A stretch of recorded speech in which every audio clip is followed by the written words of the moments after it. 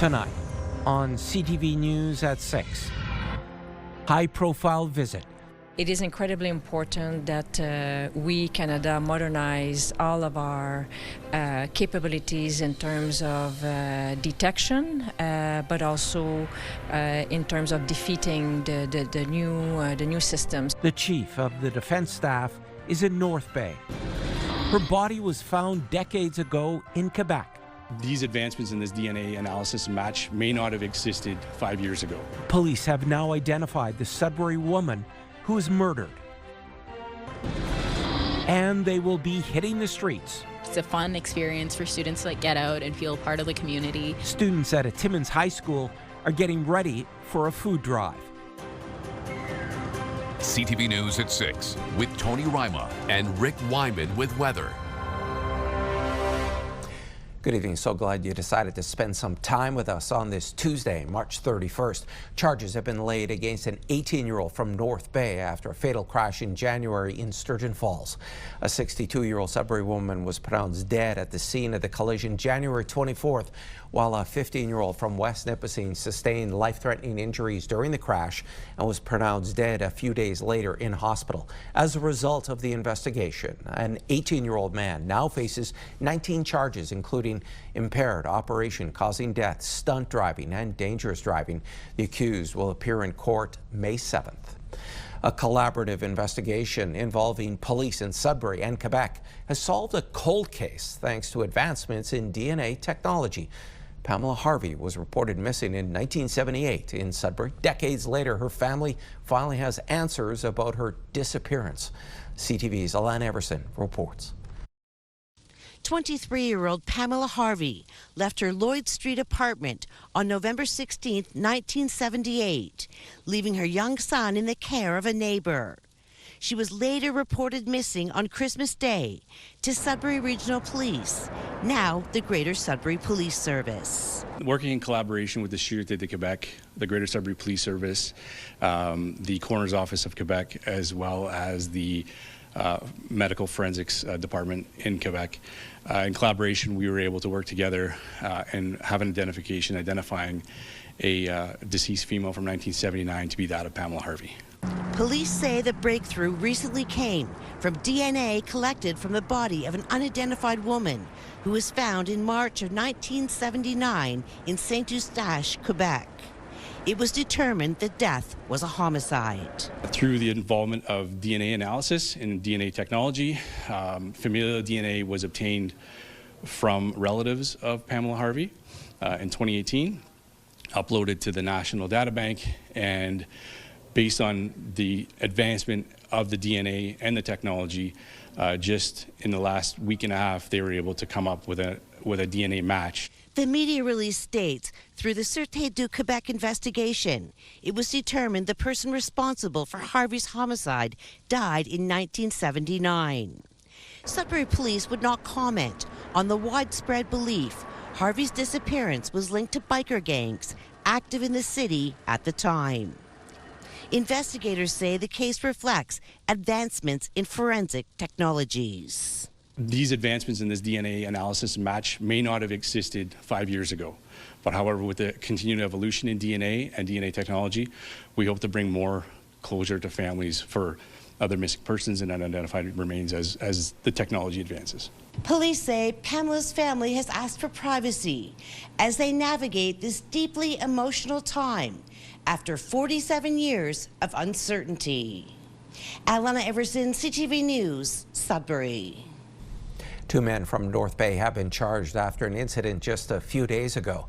Police responded to reports of an altercation at a residence in the 300 block of 5th Avenue West Sunday. The 2 suspects, who were known to each other, fled as police arrived, but were caught after a short foot chase. Police say one of the men had suspected drugs on him at the time of the arrest. A 31-year-old has been charged with multiple trafficking offenses and assault. A 37-year-old also faces assault charges. Sudbury Mayor Paul Lefebvre says he's going to be asking council to review the city's response to the March break storm. In a statement posted to his Facebook page, Lefebvre says it's about learning, continuous improvement, and making sure Sudbury is well positioned for future weather-related events. The city has faced a fair bit of criticism over how it deals with the snow. It took school buses roughly 2 weeks to be back on every route. In a statement, Lefebvre offered praise to staff while writing in part, "This review will examine what worked well, where we can improve, and what tools or resources may be needed moving forward. This work is about supporting our staff, strengthening our response, and continuing to deliver for residents across Greater Sudbury." It's looking like the recent snowfall in Greater Sudbury has led to structural concerns in Capreol. City officials closed the Capreol Millennium Center on the 20th until they could remove the snow from the roof. That date has now been extended to the end of April until they can complete a safety review. Yoga classes have been moved to the old fire hall, cadets to the arena, and youth center programming is in the library. All other programming and rentals have been canceled until further notice. And what a change in the weather conditions. It's not very nice out there. And to bring us the latest on a storm, here's CTV's Rick Wyman in the Weather Center. Rick. Tony, special weather statement issued by Environment Canada for Sudbury, Sault Ste. Marie, and Parry Sound is over. It's over, as they say in MLB, Tony. And again, we'll have a change in our weather. Some precipitation will linger into the evening, what have you, but the major effects of that weather statement are over. Our systems map, courtesy of Environment Canada. Bit of a break for tomorrow with some clearing in the forecast, maybe some cloud cover, then the snow arrives on Thursday. So we'll have some details coming up a little bit later on. And of course, we've got more on the Canadian Hard of Hearing Association in Sudbury, a new home. The building is in the process, and also a new lottery. It's called the Dream Lottery. Here's more. We've all heard of the ultimate dream home in Greater Sudbury, and of course we've had winners past and present. And of course, the Canadian Hard of Hearing Association is taking it to the next level with a new draw.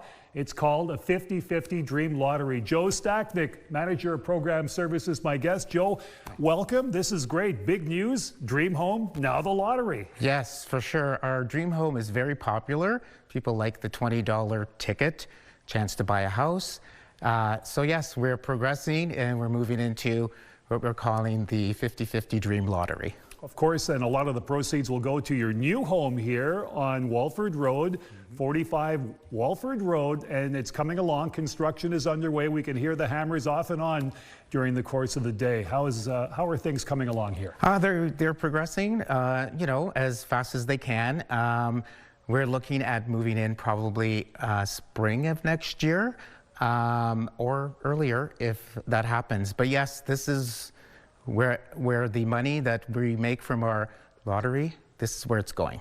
And Kim Scott, of course, the executive director, told us last hour there is a need for a facility like this. Yes, for sure. A growing need, actually. We have more people coming to us with problems with their hearing aids. We have programs and services that we offer. We have a fund where we help people purchase their hearing aids. So yeah, we want to continue that and we want to actually make it better. Okay. Ultimate Dream Home, we'll have to wait for a couple of months to get going once again. Yeah. How can people get their tickets for the 50-50 Dream Lottery? So you can go online to 5050dream.ca. Of course, Joe has all the answers, just like Kim. So remember one thing, you can't win without a ticket. Thanks for that, Rick. There are more than 70 Indigenous languages in Canada. Still to come on CTV News at 6, we talk with an official at Laurentian University about efforts to keep languages alive. Right now, we're going to a live webcam of the Sault International Bridge, and this is courtesy of the International Bridge Administration. It's 2 degrees. We will return in just a few minutes.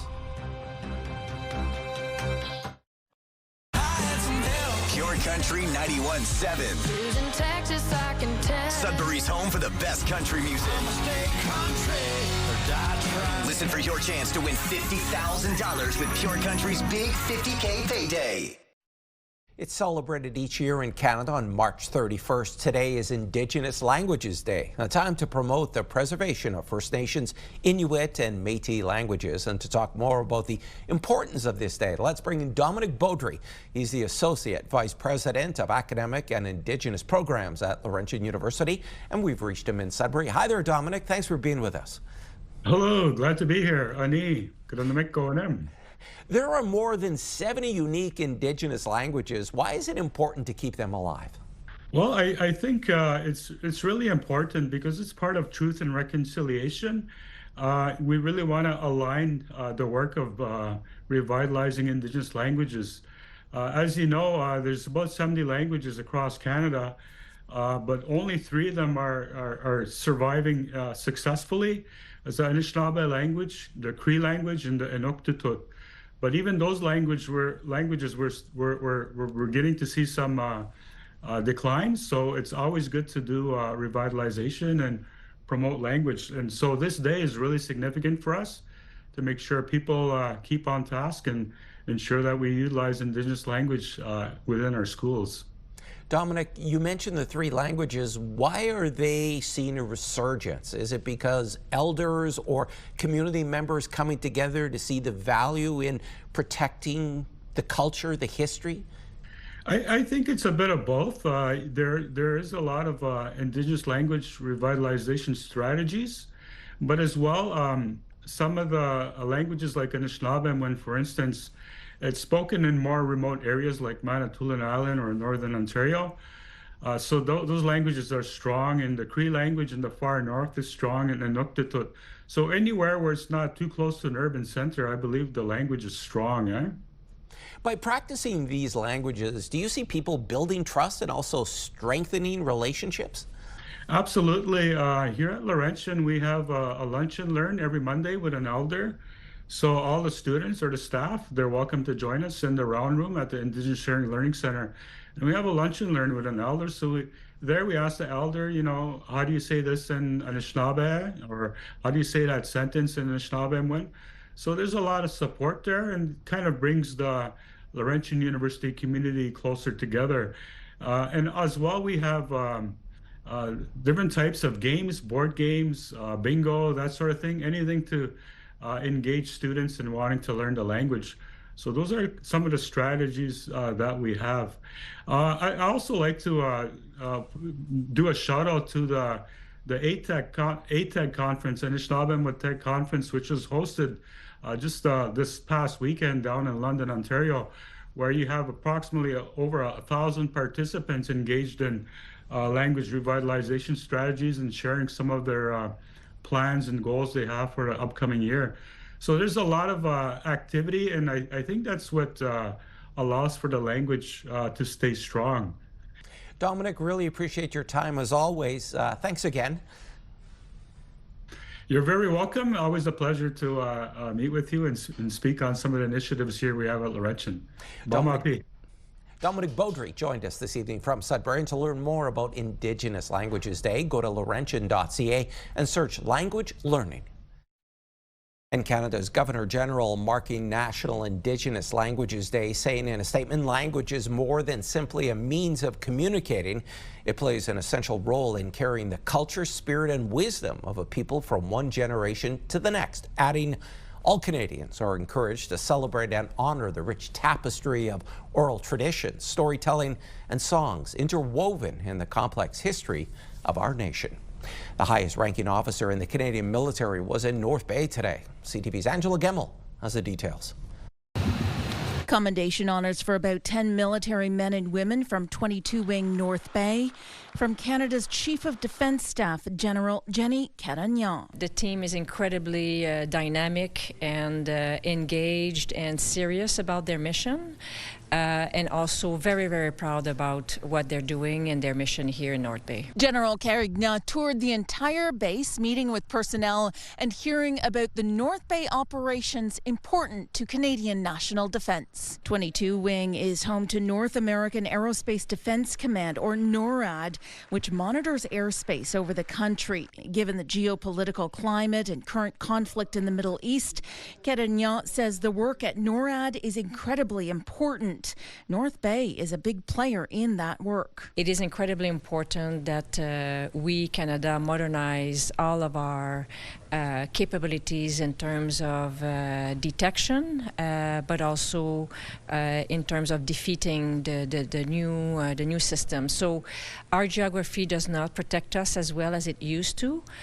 So that NORAD mission is incredibly important to the security of Canada, but the continental defense as well. So we have to be prepared, and we have to be ready to respond to whatever the government can ask us to. So, my message to all of our senior leaders is always come, see the amazing people that do that mission on your behalf every single day, and let them explain to you how invested they are, how well they understand the importance of their mission, and how good they are at it. Guérin says recruitment is a top priority for her in her role as the highest ranking officer in the Canadian military. We are expanding the Canadian Armed Forces. We are developing new capabilities. So, of course, this is incredibly important in building everything that we need for those capabilities and platforms we're going to be fielding in the future. This was General Guérin's first visit to 22 Wing North Bay, which employs about 400 people on base. She's trying to visit as many bases as possible across the country, with her next stop at CFB Petawawa tomorrow. Angela Gamalt, CTV News, North Bay. Officials with the town of Cochrane are responding to breaches of confidential information among senior staff and council members. In a news release dated last week, the breaches were identified in a recent independent third-party audit.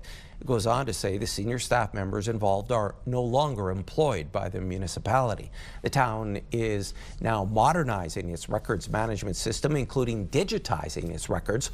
It comes months after a news release in which the town called the OPP over a misappropriation of $2 million. Sudbury's Planning Committee has voted in favor of changing a city bylaw limiting the height of some buildings. Under the new rules, buildings zoned as C2 or C3 could be as much as 20 meters high, an increase of 1 to 2 stories. It's one of 8 initiatives in an action plan to remove barriers to increasing the housing supply. This will support mixed-use buildings as well as being suitable for low-rise neighborhoods. The vote was passed unanimously at Planning Committee and will have to go to City Council next. The City of Timmins has introduced a new live chat feature on the municipal website. It is part of the city's efforts to improve and modernize customer experiences and services. The live chat feature has been available since March 16th for testing and refinement. The service is available during regular business hours and is prioritized alongside incoming phone calls and provides a written log of communications. The new feature aims to reduce barriers like hearing or mobility challenges. North Bay Transit is getting a boost from the province today. MPP Vic Fideli announced $785,000 from the gas tax program aimed at supporting North Bay's public transit system. In a news release, Mayor Peter Chirico says the annual funding from the program supports upgrades to buses and helps maintain necessary transit infrastructure. The gas tax program is expected to provide $380 million in funding to transit systems across the province. Back now for a check on your current conditions. Here's Rick. Well, the good news is we'll get a bit of a break from the mixed precipitation over the course of, tomorrow heading into Thursday, but then a different system moves in, as you can see. Forecast radar as issued by Environment Canada. Hold it right there, 5 o'clock supper time. This is what it's going to look like with some snow, mixed precipitation as well. And then that will lead to some mixed precipitation once again just in time for the weekend. Your current temperatures, again, a change from last night. Moosonee with the flurries right now at -12, Cochrane -9, Timmins -8, and Kapuskasing -7. You'd expect to have some flurry activity and colder temperatures in that corner of the Northeast. -7 in Chapleau, -5 in Wawa, 1 degree in the Sioux this hour. Meanwhile, Parry Sound, some rain at 4 degrees in North Bay. We've got some light snow and mixed precipitation as well. Some rain involved at 0, -4 Temiskaming Shores, -6 Kirkland Lake. Meanwhile, Sudbury -3, -2 Espanola, -1 Elliott Lake, and Gore Bay at 0. Still to come, Tony. We'll take a look at the 7-day forecast coming up in just a couple of minutes. Thanks, Rick. School resource officers next on CTV News at 6. The Greater Sudbury Police Service is continuing to build relationships in local schools. And going up, get ready to pay more for alcohol and your passport.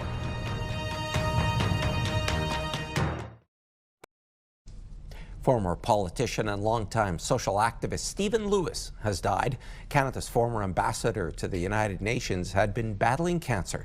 Lewis was the son of David Lewis, who led the federal NDP in the early 70s, while Stephen was the leader of the Ontario NDP. His debating skills, compassion, and honesty gained him widespread respect at home and abroad. He spent more than 2 decades with the United Nations, including a stint as Canada's UN ambassador. In 2003, he co-founded the Stephen Lewis Foundation, which has raised more than $200 million for grassroots organizations fighting AIDS in Africa. Stephen Lewis was 88. New documents reveal air traffic controller staffing at LaGuardia Airport the night an Air Canada Express jet collided with a fire truck may have violated the airport's procedure. The crash at the New York airport, which killed both pilots, is raising concerns about air traffic control staffing shortages in the U.S., including how roles handling air and ground traffic are being combined more often. It comes as the National Transportation Safety Board said last week it's looking into what each controller was doing on the night of the crash. Overnight, Iran attacked a fully loaded oil tanker off the coast of Dubai shortly after President Trump threatened to obliterate Iran's energy infrastructure if it doesn't reopen the Strait of Hormuz. These images show the damage to the Kuwaiti-flagged tanker after it was hit in the drone attack. Authorities in Dubai say no oil leaked and no one was hurt. President Trump taking yet another shot at U.S. allies as well for not getting involved in the Iran war. In a lengthy post, he offered suggestions for countries like the U.K. who can't get jet fuel because of the blockade of the Strait of Hormuz to buy from the U.S. or go to the Strait and take it. He then warns allies to start learning how to fight for themselves because the U.S. won't be there to help them anymore. Meanwhile, Prime Minister Mark Carney is condemning Israel's military operations in Lebanon, saying there needs to be a ceasefire. It's an illegal invasion of Lebanon. It's a violation of their territorial sovereignty, integrity, sovereignty. And the point I was making as well, from a practical perspective, the government of Lebanon has banned Hezbollah. It's taking action, is trying to take action against Hezbollah and their terrorist activities and their threats to Israel, and that is the purported justification for this invasion. Those comments coming today at a news conference where the Prime Minister was unveiling the federal government's new strategy to protect nature. Right now, today, about 14% of our land is protected, and through these new parks and conservation areas, we will add an additional 16% by 2030, achieving fully our 30% goal. To reach that 30% goal, Ottawa will create new national parks and marine conservation areas, new national urban parks that what it calls new and other effective area-based conservation measures. Those will be sites where the land and water can be conserved while allowing other activity. The federal excise tax on beer, wine, and spirits is going up another 2% tomorrow, and as of today, passport fees have gone up. As CTV's Rachel Aiello tells us, whether you're heading out for a pint or renewing your passport, you're likely going to be paying a bit more due to federal price increases. Restaurant and bar owners are already feeling squeezed. There's only so much we could raise pricing. I've had a new menu ready to be rolled out for about a month now. The coming tax hike on alcohol is typically tied to inflation, but CTV News has learned Ottawa is extending its 2% cap on it for 2 more years. I'm glad it's not going more than 2%. The April 1st increase is estimated to generate millions, coming on top of the revenue boost the government is getting from high gas prices. Asked today if the Prime Minister is considering cutting taxes for Canadians in return, Mark Carney wouldn't say. We'll have a fiscal event in the spring with the spring update, and that would be the right time to fully answer that question. The cap is meant to stabilize costs ahead of a busy tourist season. But for those planning to travel abroad, as of today, you'll also be paying more for a new passport. For applications within Canada, the cost of a regular 10-year adult passport has jumped $3.50. A 5-year adult passport costs $2.50 more, and a 5-year child's passport now costs $1.50 more. This is the first increase in passport fees since 2013. By increasing costs on travel documents like a passport, it makes it harder to get to our destination, and this has an impact on tourism. And this may not be the end of price increases. The federal government, under what's called the Service Fees Act, says it will now be updating certain prices annually based on inflation. Rachel Aiello, CTV News, Ottawa. And there's more news still ahead, but first, here's your full weather forecast with Rick.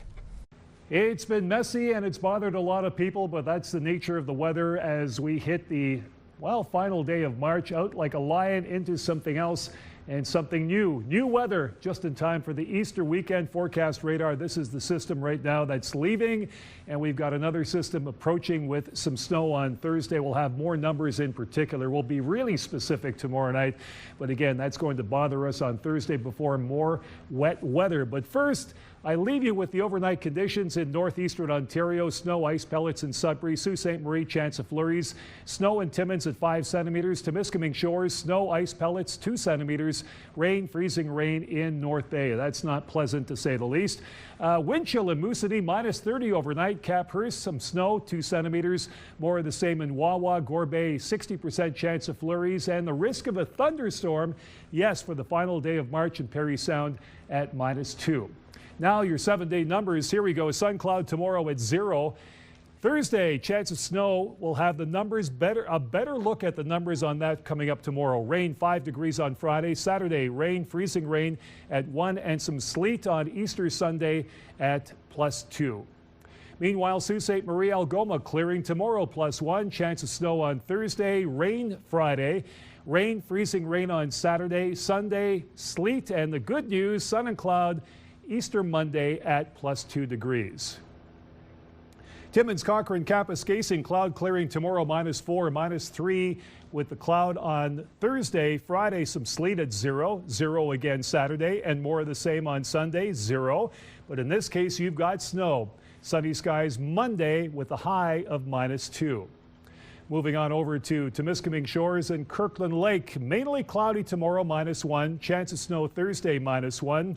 Then a string of 1-degree days, freezing rain and rain Friday. Saturday we've got sleet. Sunday we've got flurries and 0 on Monday, Easter Monday with the sun and cloud. You're normal for this time of the year, around 4 degrees. But take a look at those evening temperatures Sunday and Monday, minus 10, minus 13 for a couple of nights. And in North Bay, West Nipissing, chance of flurries tomorrow at 0, chance of snow Thursday. Friday, some rain at 7 degrees, very warm. Saturday, rain, freezing rain, plus 2. Sunday, we've got sleet at 3 degrees. And Monday, some sun and cloud with a reading of plus 1.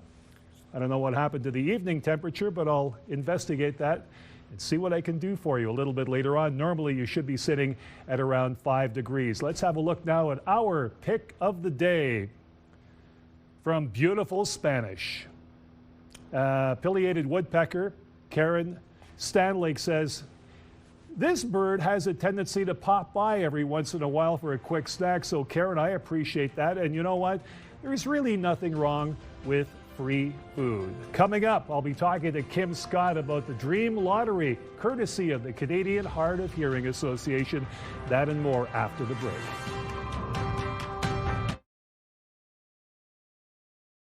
Well, the news is out. The 50-50 Dream Lottery, courtesy of the Canadian Hard of Hearing Association, is out. We talked about it last hour. We'll find out more this hour from Kim Scott, the executive director.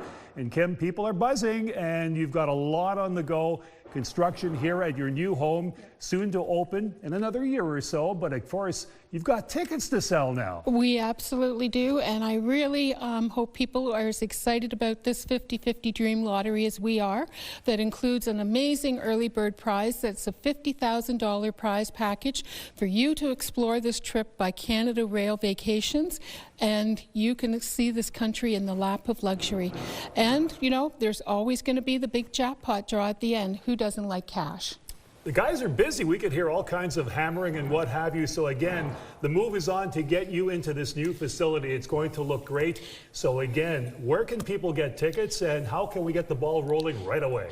Well, you can support this cause by going to 5050dream.ca, and that's where you can get your tickets at various price packages. And of course, you're giving back to the community in so many ways, not only with the lottery, but with your new home. You're going to be more accessible to people and take care of their clients the way that they should be. Absolutely. And you know, we don't receive any government funding. So everything that we've done over the years and services we've provided that otherwise would not be available to help people with hearing disabilities. And so as a result, this is where we are today. And this is all from community support. That's Northerners helping Northerners. Well said. Good luck with everything. I know this lottery is going to be a big success. Remember, the 50-50 Dream Lottery, all in support of the Canadian Hard of Hearing Association. Executive Director Kim Scott is driving the bus on this one, so get your tickets. Thanks for that, Rick. As part of the Ontario government's 2026 budget, more than $41 million will be invested in the School Resource Officer program over the next 3 years. While some are applauding the investment, others are saying police in schools is not the answer. CTV's Lindsay Alick reports. Sudbury has a small but mighty team dedicated to the School Resource Officer program locally. We have 2 school resource officers currently, but we have a different model here in Sudbury where we also are supported by community safety personnel. We have about 80 schools within our jurisdiction, and so it really is a collaboration with the school, collaboration with the teachers. What are they needing? How can we best support them? Unlike other parts of the province that haven't had officers in schools since 2017, Young says here it's all about early intervention and building trust. I've had actually my sergeant tell us that, you know, someone recognized him at just a community event and approached him and said, "Thank you, you changed my life." Young hopes the investment from the province will allow the service to hire more officers. I never hear that our schools here locally don't want us in schools. If anything, we're having difficulty meeting the demand. The reality is this isn't actually the first time that this government has been plummeting millions of dollars into policing in schools. They have actually already done this previously through the Ministry of Solicitor General, and particularly through the Community Safety and Policing Grant. And so this funding we know is a distraction from what the real issue is, and that is a chronically underfunded public education system, $6.3 billion since 2018. Policing Free Schools did a campaign tour across the province last fall and made a stop in Sudbury, opposing Bill 33, which received royal assent in November. What we need are properly funded, supported, and resourced schools, not policing in schools. CTV News reached out to the Ministry of Education for comment on how the over $41 million would be spent, but we did not receive a response by our deadline. Lindsay Alick, CTV News, Sudbury. A Sudbury researcher has secured $2 million in federal funding to turn wastewater into a cancer-fighting tool. CTV's Amanda Hicks explains how the same technology used to track COVID-19 is now being used for cancer prevention.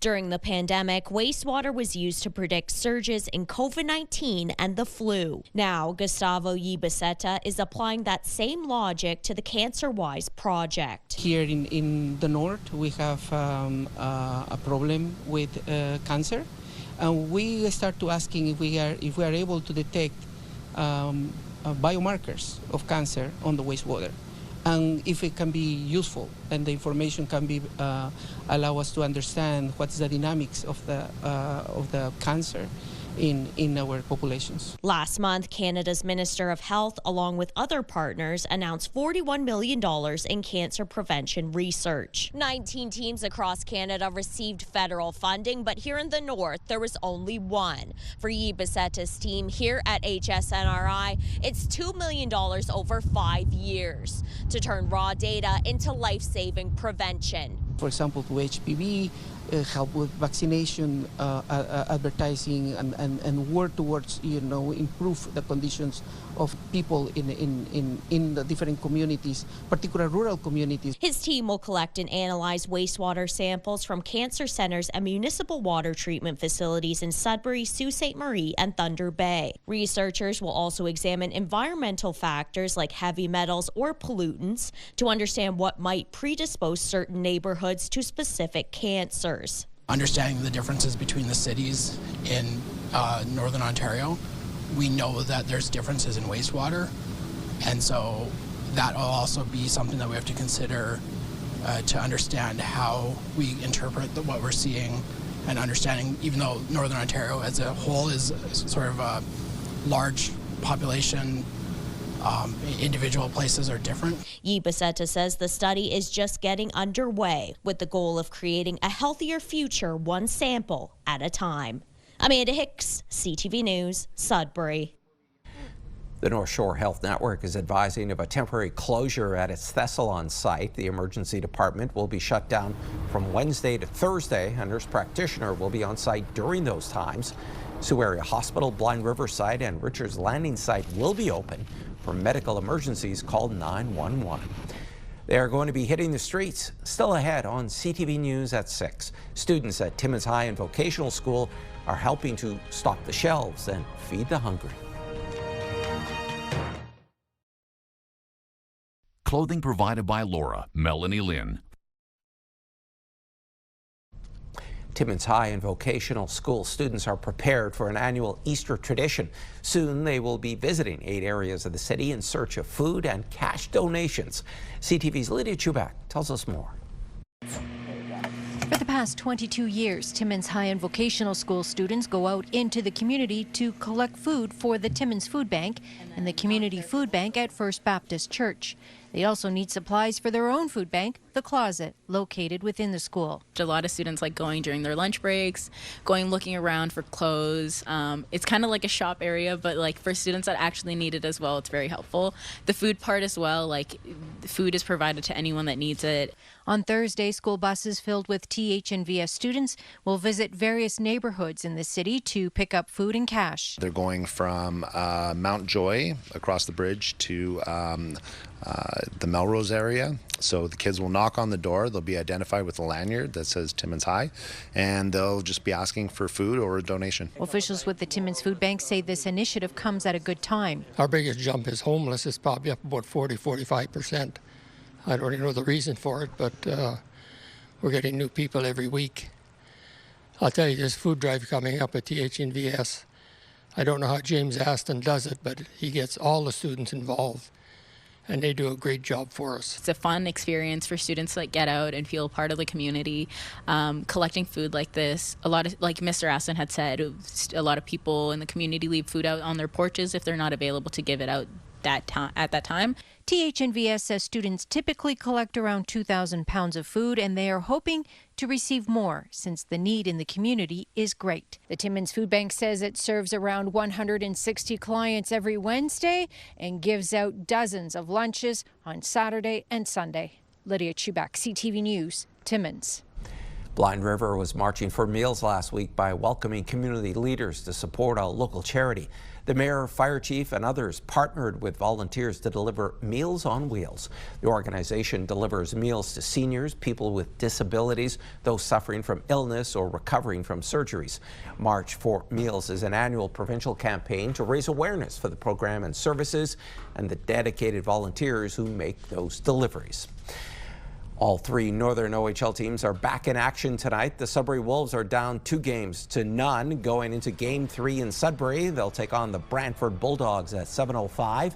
The North Bay Battalion will also be looking for a win on home ice tonight as they trail the Peterborough Petes 2-1 in their first round series. Puck drop is 7 o'clock. And the Sioux Greyhounds will be looking to continue their success tonight as they host the London Knights. The Hounds won both opening games on the road to take a 2-0 lead. The game gets underway at 7:07 at GFL Memorial Gardens. In the NOJHL, it is do or die for the Timmins Rock and Sioux Thunderbirds. The teams have needed all 7 games to decide who will move on to the semifinals. Tonight's winner will take on the Hearst Lumberjacks later this week. And can the Sioux Eagles keep their Cinderella story alive in the semifinals? They'll take on the top-rated Sudbury Cubs Thursday night to open round 2. Are you ready for some football? Flag football, that is. The National Football League is launching a professional flag football league for men and women. The league announced a $32 million investment in the league. Big names like Tom Brady, Peyton Manning, and Serena Williams are leading the effort. League officials say flag football is growing, with more than 4 million kids now playing in the U.S. alone. More than 100 colleges now offer women's programs. The push comes ahead of the sport's debut in the 2028 Olympics. A pizza vending machine is a unique business model to begin with, but a pizza dispenser on the University of Guelph's campus is attracting plenty of new customers thanks to a doorbell camera on it, which has captured people's creativity when it comes to how they wait for their pizza. CTV's Spencer Turcotte explains. A pizza vending machine in Guelph has become a crowd favorite. What's not to love about a contraption that spits out 6 different kinds of pizzas, especially after a night of drinking? After 4 years on the University of Guelph campus, the operators of this pizza forno machine decided to document who is stopping by. We've heard from students like how rowdy and funny you can get here at late at night. So it's as easy as walking up, pressing the button. You hear the ding, wait for the pizza, and the fun begins. In the 3 minutes it takes for the machine to deliver the pizza, people have gotten quite creative in the videos. Just this weekend, we had a band here that showed up and played a cover of Wonderwall. 2 days, What began as some antics posted on the Guelph Pizza Forno social media accounts has turned into some impressive marketing. It's become like a phenomenon. Like, we've only really been doing it for 2 weeks, and we've got, I don't know, like 800,000 video views. Like, it's definitely been, you know, a surge in sales. I mean, right now we're pretty much sold out. The best video from each week is entered into a contest to win a free pizza. And marketing expert Brad Davis believes the Pizza Cam creators have struck gold with this idea. I love it. I love the idea. The challenge with creativity is typically finding a new way to talk about your product. These days, Davis says advertising campaigns can be costly and sometimes corny because we're used to seeing actors try to sell a product. In this case, you have videos of real people having fun while buying a product. When you see something that effectively looks like kind of almost home movies, or there's kind of almost surveillance going on where people are just being natural, it can be very, very effective. So next time you're craving a slice and want to give the pizza vending machine a try, just remember, say cheese. Spencer Turcotte, CTV News, Guelph. Entertainment brought to you by the Cinefest Red Carpet Patron Program. 2 high-profile upcoming series are in the news. David Daniel has that and more in our Hollywood Minute. The Tomb Raider series has hit a snag. Amazon MGM says star Sophie Turner has suffered a minor injury on set, prompting a pause in production. The studio has not given specifics on the injury or when filming might resume. It released this photo of Turner as Lara Croft when production began in January. The series is due out sometime in 2027.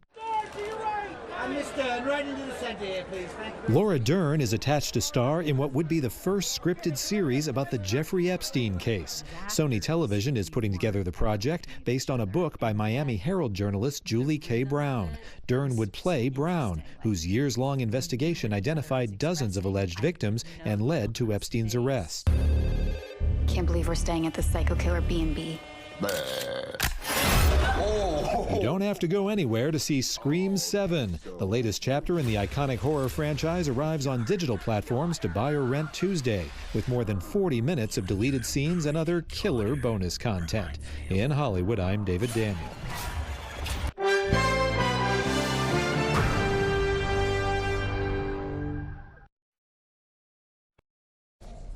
Statistics Canada released GDP numbers for January. Real gross domestic product was up 0.1%. BNN Bloomberg's Marella Fernandez has more. Canada made gains in mining, oil and gas extraction, and utilities, but there was a contraction in manufacturing. Specifically, motor vehicles and parts manufacturing dropped over 10%. That's the largest contraction since September 2021. Statistics Canada says holiday shutdowns at Ontario assembly plants lasted into January. Now, the good news is construction expanded by over 1% in January, and the retail sector was also positive. Here are the closing numbers for the day. The Canadian dollar is up a fraction to 71.87. West Texas Intermediate is down $1.50 to 101.38. Western Canadian Select up over $2 to 83.39, and the TSX shot up 833 points, ending the day at 32,768. Those are your business headlines. I'm Marella Fernandez. Here are the current prices for some key commodities we watch. Gold continues to climb, up $157.53, closing the day at $46.6875 U.S. an ounce. Silver is up $5.08. Copper also moved forward 8 cents, and nickel down a dime, ending at $7.64 U.S. a pound. And before we go, here is your weather forecast for tomorrow, Wednesday. Let's start with Sudbury, 0, mainly cloudy skies in through Timmins, -4 degrees and clearing. Sault Ste. Marie, well, 1 degree and clearing skies there as we head on over now to North Bay, 0 and a 40% chance of flurry activity in through Parry Sound. Pretty nice day in store. A mix of sun and cloud coming in at +6, and Timiskaming Shores -1 and mainly cloudy. And folks, that's your show. I'm Tony Ryma. Thanks so much for watching. More news comes your way at 11:30 with Ian Campbell. Good night.